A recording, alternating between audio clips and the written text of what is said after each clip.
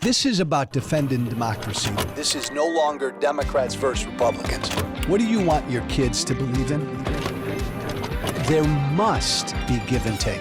This is White Flag with Joe Walsh.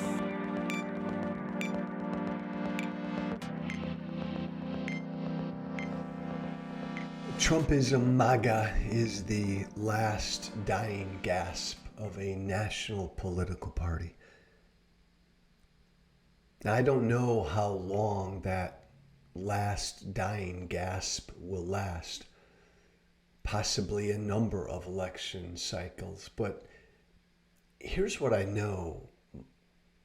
My former political party is shrinking. Here's what I know. The base of my former political party is older and white. Older and white people. Older and white men and women. That is the Republican Party. Older white people die eventually. I'm not a statistician, but older white people die generally sooner than younger white, black, and brown people do. And see, when the base of a political party is older and white, it doesn't replace itself. When authoritarianism and intolerance, pretty much the pillars of MAGA Trumpism, when those are your pillars, authoritarianism, the antithesis of democracy, and intolerance, the antithesis of open arms, welcoming people, be what you want to be, live and let live. I may not agree with you, but doggone it, live your life, do your thing, I'll live mine, I'll do mine. Intolerance and authoritarianism, when that's your plank, as it is right now in this Republican Party, man, that's not a plank. Those are not platforms. Those are not pillars that most Americans, especially younger Americans, are going to gravitate toward. So the Republican Party is not replacing itself. It's not replenishing itself. As their older white base dies, younger voters are not voting Republican. Voters of color are not voting Republican.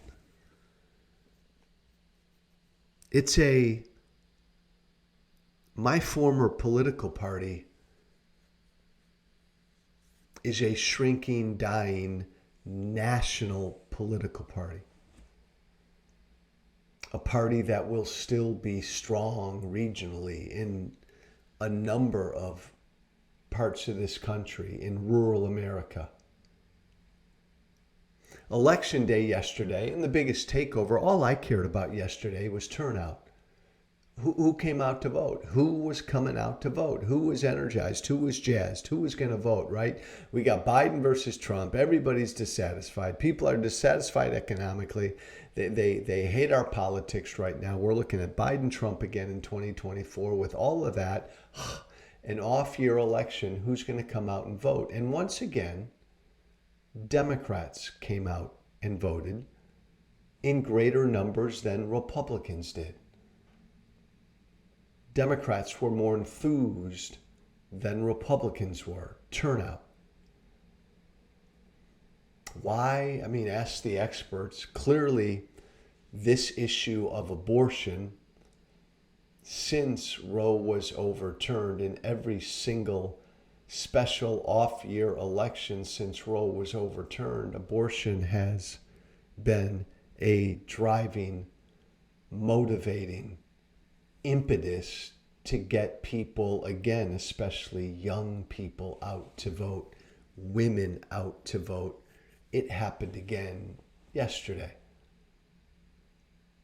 Look, I come from the pro-life movement. I believed Roe was a flawed decision. I believed the issue of abortion needed to be returned to the people, returned to the states. It is It has been. And you know what? The people on abortion are speaking. And the people in this country overwhelmingly are supporting abortion rights.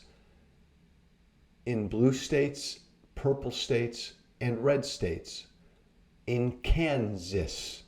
It don't get any redder than Kansas. And last night in Ohio, abortion rights carried the day. Look, this is what I wanted. The people needed to speak on abortion, state by state. And the people are speaking. And Republicans, the pro-life movement, pro-lifers, the movement I come from, there was no plan B, right? For years, we shouted and screamed, overturn Roe, get rid of Roe, get rid of Roe. It was a great thing to do because it got us reelected and it raised money, but nobody really expected on the pro-life side Roe to be overturned. And certainly when Roe was overturned, nobody had a plan for what to do. So we've had a number of states pursue extreme legislation outlawing abortion from the moment of conception, criminalizing doctors and people who help women get abortion, all positions that turn off the vast majority of the American people, which is why abortion is bringing Democrats out to vote. Democrats are motivated right now. And my former party, not really a political party right now, an authoritarian embracing cult, is tied to their cult leader. They're tied to Trump. Donald Trump is the greatest get out the vote tool for Democrats that Democrats have ever had. And it's too late for my former political party to leave him. It's too late to extricate themselves from him. He'll be the nominee.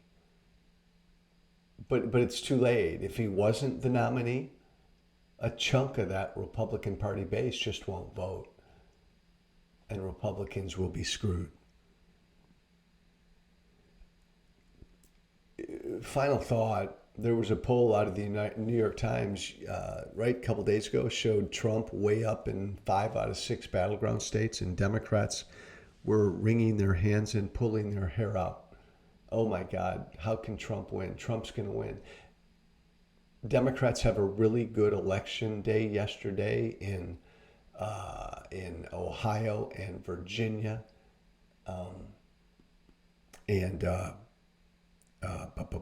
help me, Mississippi. They didn't win, and Democrats now are.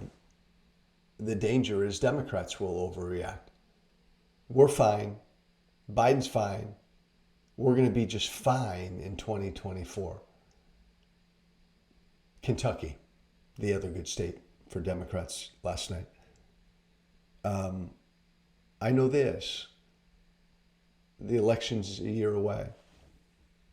It's going to be close. Trump could get reelected. Don't overreact either way. Make up your mind. You're going to work your ass off this next year. I'm Joe Walsh. Thank you for listening. This is White Flag with Joe Walsh. By the way, my email is joewalshwhiteflag@gmail.com. That's one word. joewalshwhiteflag@gmail.com. Hope you're having a good week. Be brave. Thank you for listening.